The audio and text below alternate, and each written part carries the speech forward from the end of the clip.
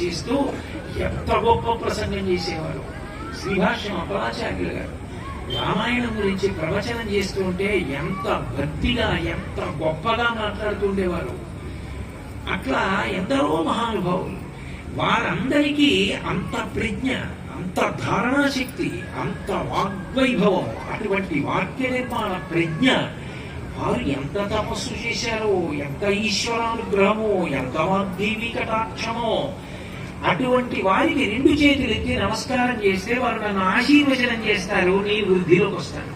అంతేకాని నేను అటువంటి మహాత్ముల మీద నేను ఏడిచాను అనుకోండి, వాళ్ళకంత పేరేమిటి, వాళ్ళకంత ప్రఖ్యాతని ఏమిటని ఏడిస్తే నాకేమొస్తుంది?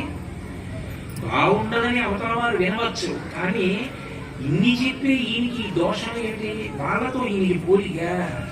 మహాత్ములు కదా, ప్రాతస్మరణీయులు కదా, వాళ్ళు నమస్కార యోగ్యులు కదా, అటువంటి వారిని కించపరిచిన